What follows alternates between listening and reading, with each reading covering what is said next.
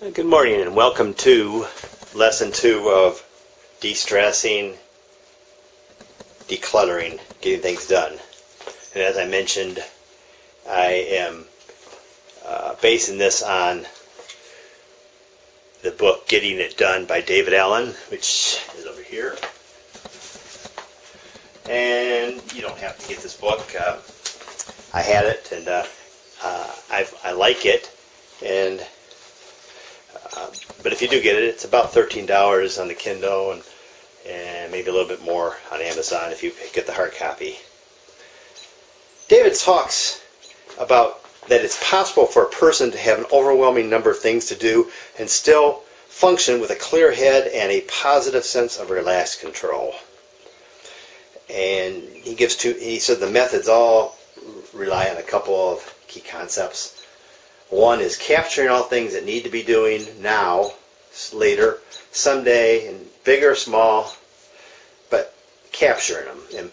And I have in my little basket here, called it my capture basket.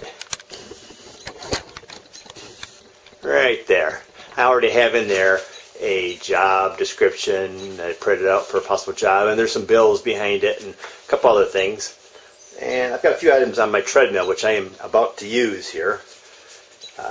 So let me grab these. I got 4 items here. And I'll walk them over to the inbox and mention what they are. Hopefully you can see them here. Business cards of mine. It's good to have some business cards. You're looking for work, and along with your resume. I've got 2 newspapers that I haven't read yet. And they fit in here nicely. They won't stay there long. I know exactly what I'm going to do with those. As the second method that David mentions is disciplining yourself to make front-end decisions on what to do. Well, these are going to be read today. I'll bring them up. I'll follow the business cards. And this last one is an old diary my dad kept back when he visited me in 1977. And it was a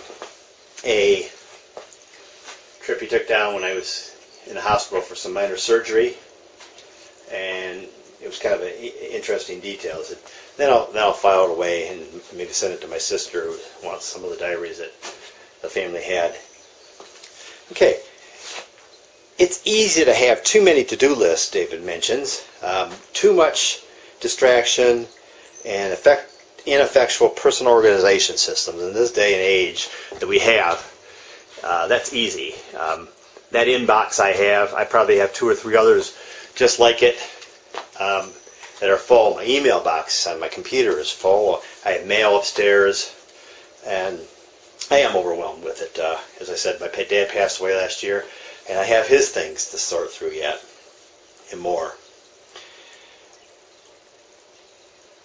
Can you get into your productive state? And that's the thing that I want to do is, boy, I love it when I'm productive. I hate it when I'm not. It seems like I'm not more than I am productive. I had a good day yesterday. I went to a job yesterday, and I went in with the feeling that I haven't solved this problem. I've been working on it for a long time. But yesterday I made some progress. I found a mistake I was doing, and another possible one. And I found, and it was a computer programming project, I found a location in the code I think I need to use to work. So I was energized, and I was there 5 hours. I didn't even hardly move from my seat. The guys in the shop stayed till 2:30 yesterday, so I stayed with them, and it was productive. So think of those kind of times. Take a deep breath when needed, relax, and then think when you are productive. We've all had those times. That's a good thing to do.